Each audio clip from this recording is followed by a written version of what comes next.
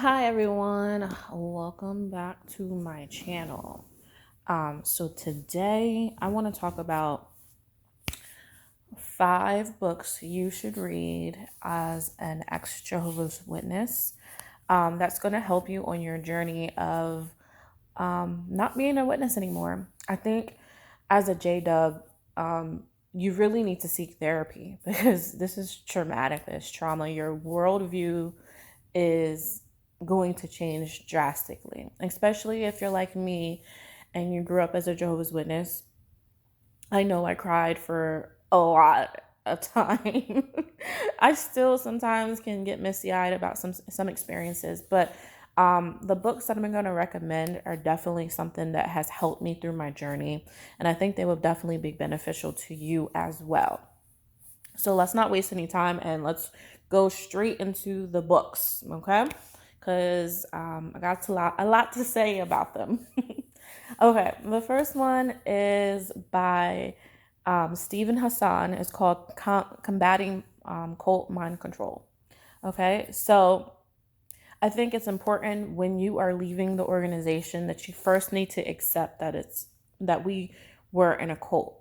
Now, whether you grew up in a cult or were met on the door-to-door ministry and you were brought into the cult, I think you need to be comfortable with the idea that the religion is a cult. In the book, he talks about being a part of the group called the Moonies.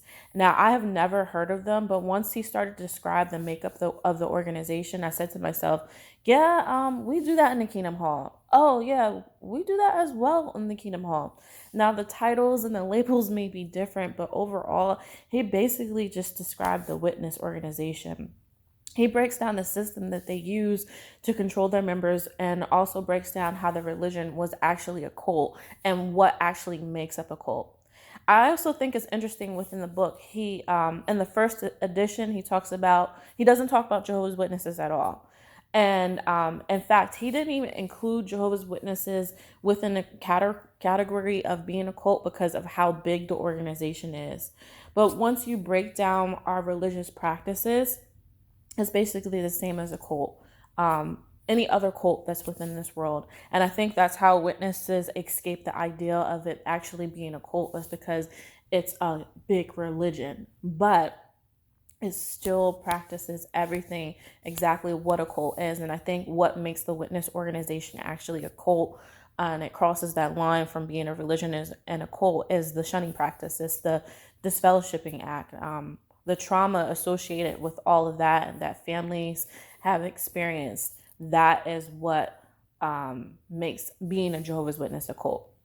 Honestly, I didn't finish this book. I only made it through about 60% of the book, where I was like, okay, there's really nothing left for me to read. Like, I am in a cult. And that was good enough for me, because when I would watch YouTube videos talking about ex Jehovah's Witnesses and they would use the word cult, I would be like, oh, like I would cringe inside because I just really didn't accept the fact that it was actually a cult. The next book I want to discuss is called The Power of Now by Eckhart Tolle.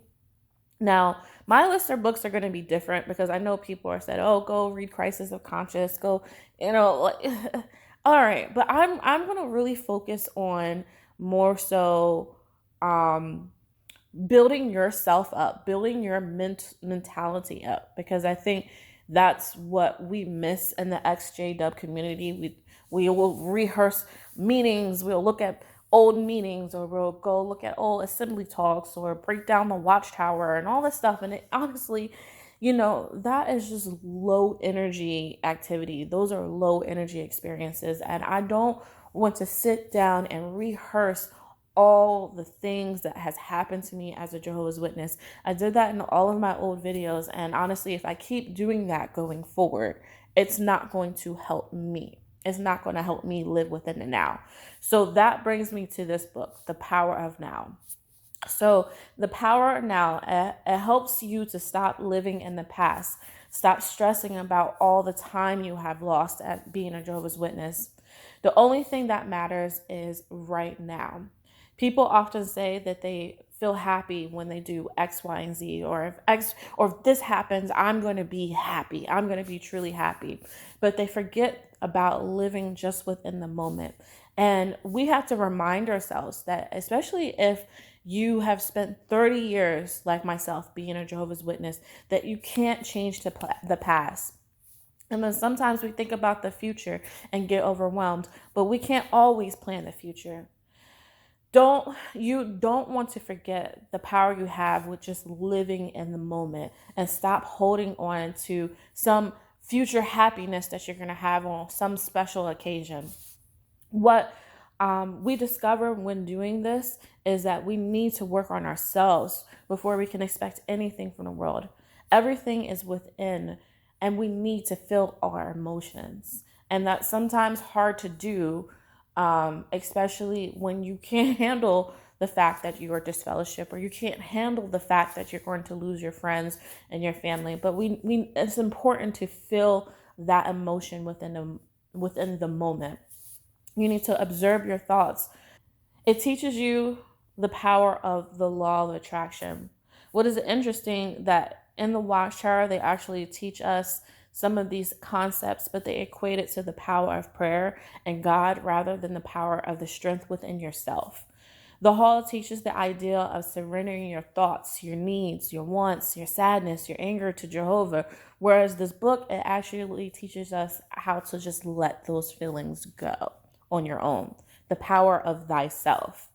I think it's important to recognize the power within you to find peace, and recognize you don't really need an organization that robs you of your time and your energy to acquire that peace that you're longing for. So, again, the book, The Power of Now by Eckhart Tolle, it's an excellent read. You should get that. The next book. Now, this is the shortest book, but this is the most powerful book of the bunch, and this is the one that I actually wrote the most notes about. So, this is called The 5 Levels of Attachment by Don Miguel Ruiz Jr. I know I'm saying his name wrong. But anyway, I'm terrible at names. So this book helps you acknowledge your attachments and find out what you actually believe in. That is so important when you analyze that as an ex-Jehovah's Witness, because most of our ideas in life are not our own. They were given to us by the Watchtower organization. So in this book, the Bible, in this book, the author talks about 5 different levels of attachment. And I'm going to break that down a little bit so you can understand how powerful this book is going to change your mindset. So the first level of attachment is authentic self. So this person has no attachment to anything. They're welcome to new ideas, they're welcome to new experiences, and they have no expectations for them. Feelings are just a chemical reaction, and they recognize that, and they don't hold onto any feelings. They just let everything go. Again, that term is used again, letting things go. Level 2 is preference. You have attachments, but you can easily attach yourself or detach yourself from your feelings and your emotion. You value the opinions of others that oppose yours, and you welcome new ideas. These 2 levels right here is nothing that is practiced within the Jehovah's Witness organization, but these are levels you should ideally have, because the next 3 levels are going to describe you as potentially an ex Jehovah's Witness, or when you were a witness. So the next level, level 3, is identity. Now, you cannot recognize your attachment, right? So I would say as a witness, I probably was more of a level 3, a level 4 when we get to it. But level 3 is you can't recognize your attachment. It is the person that has that me attitude. This person wants to be identified by the things that they have, they accumulated. So it'd be like, oh, I'm James with a BMW, or I'm John, the Giants fan. Or if you think about yourself as a Jehovah's Witness, I'm Amber, the Jehovah's Witness, or I'm Ashley, the pioneer, or I'm Brandon, the elder. And because those things are now a part of your identity, you are now deeply affected when something happens to you, that you lose those titles.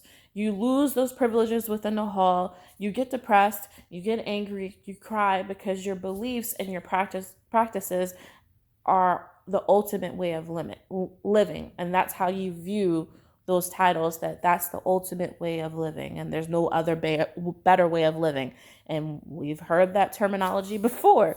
There's no other better way of living than being a pioneer. Okay. Level 4 talks about internalization.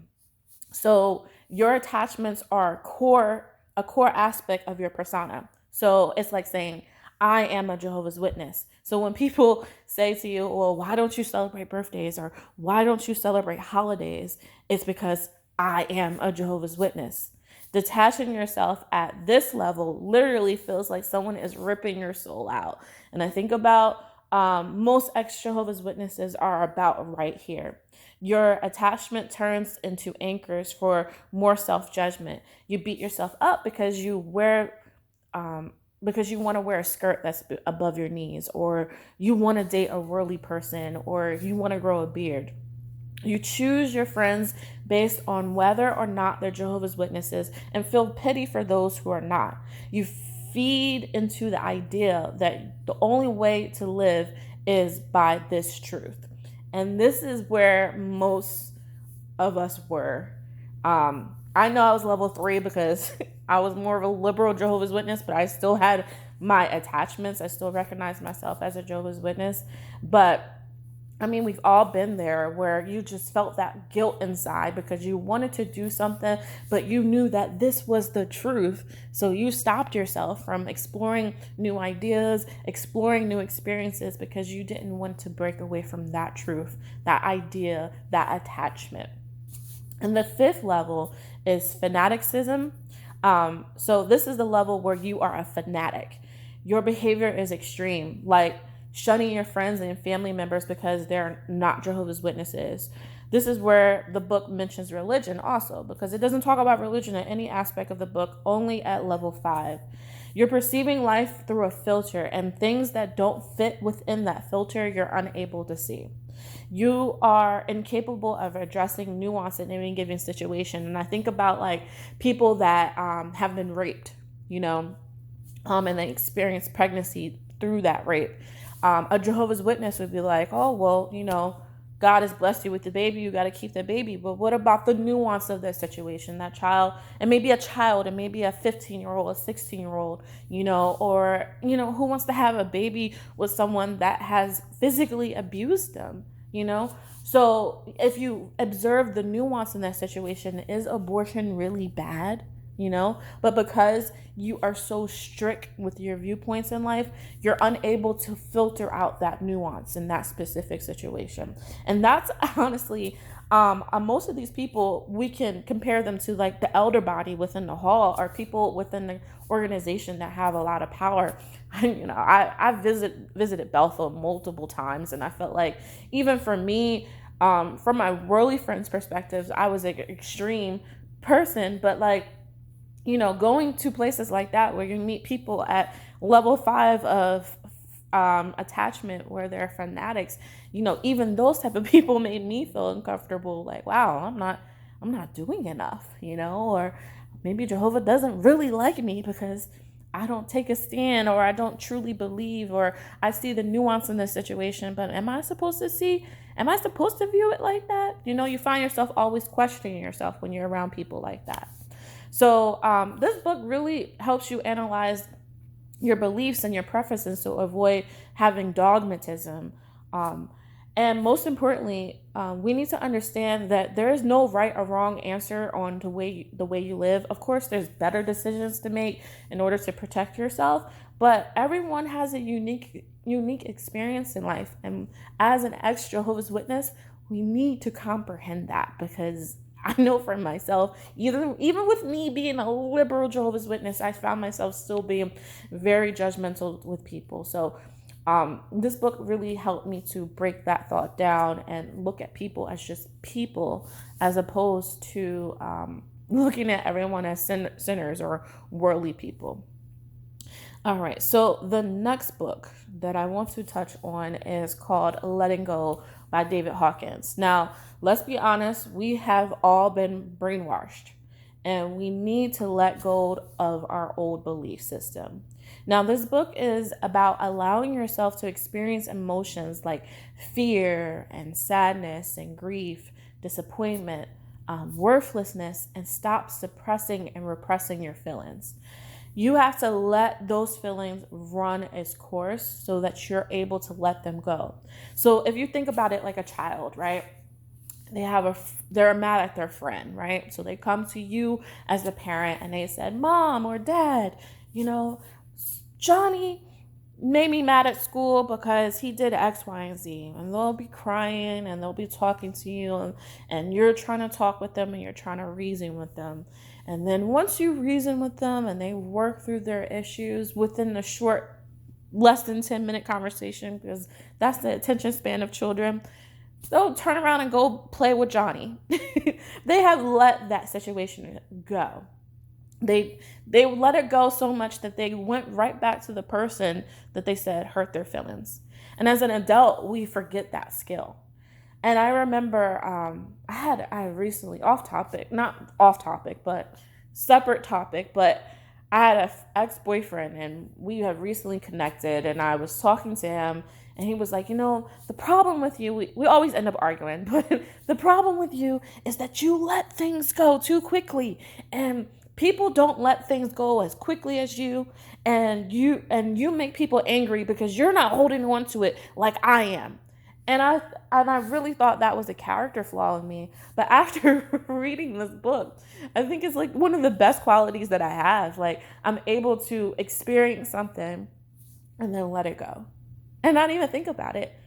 And then people argue with me. They'd be like, "You remember you did this?" And I'm like, honestly, we argued about it about a year ago and I've let it go. And since then, you're still on it.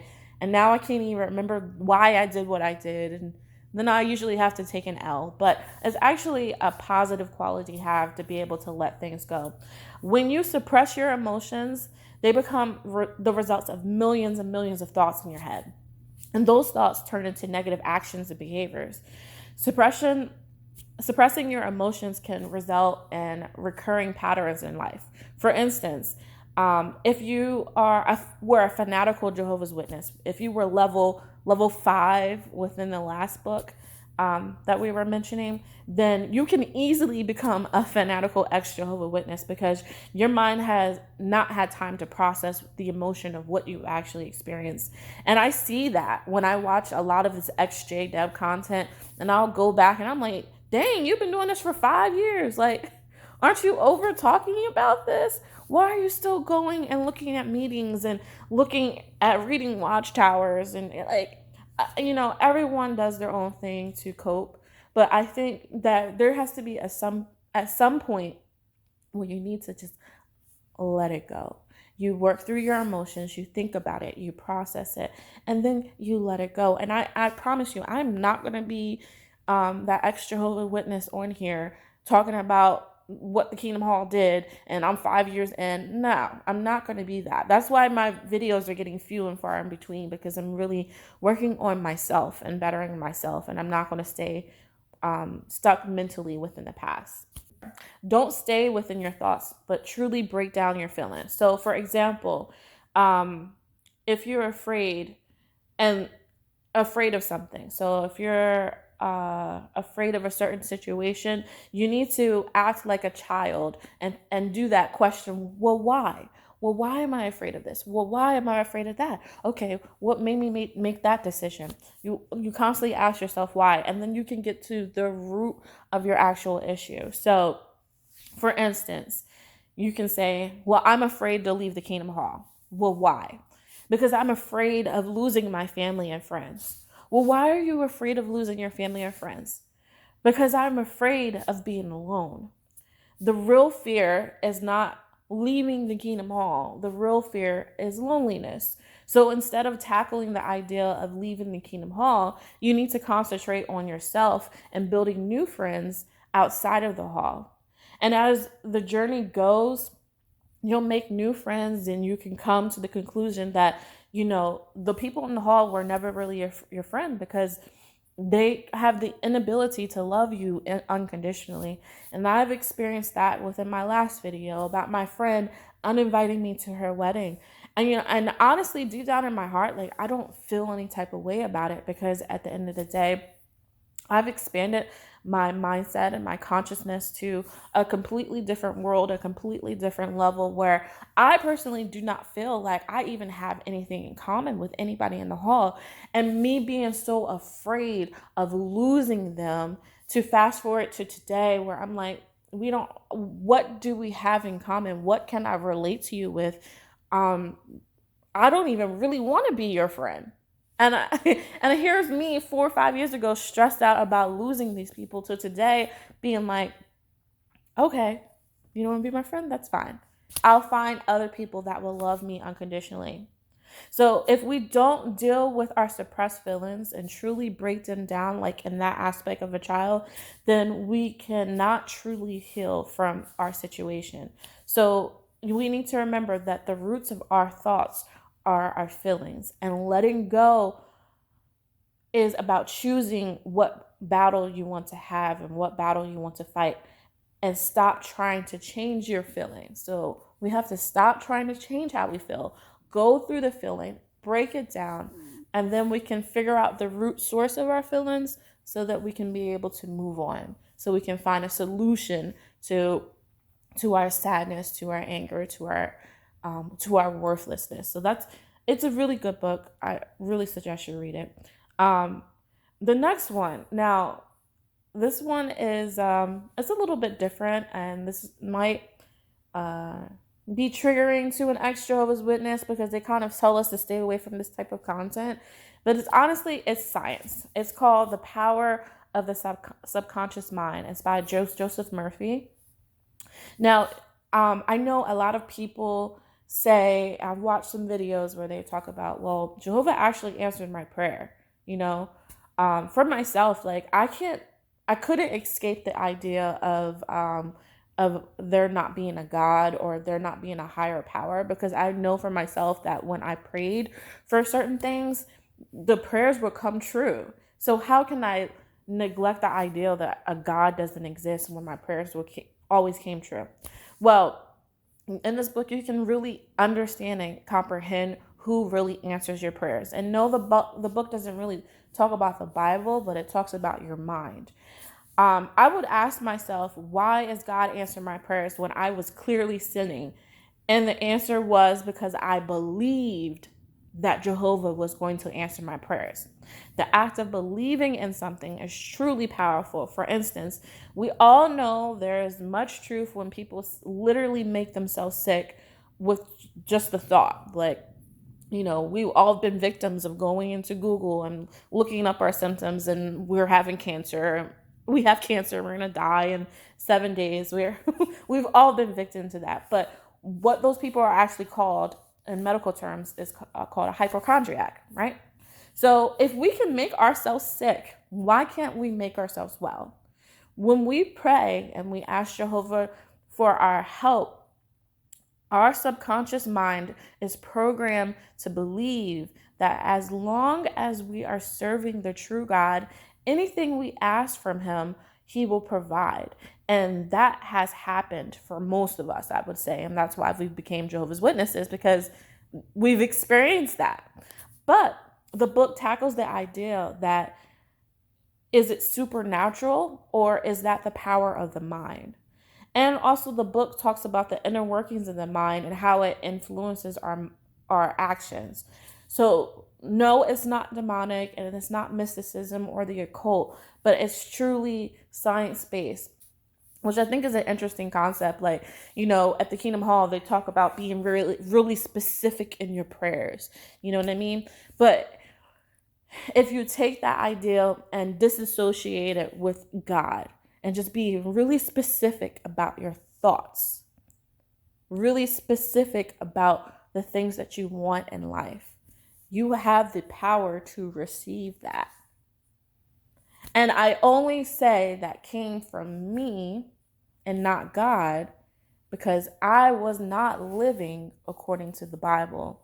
and my prayers were still answered because I believed.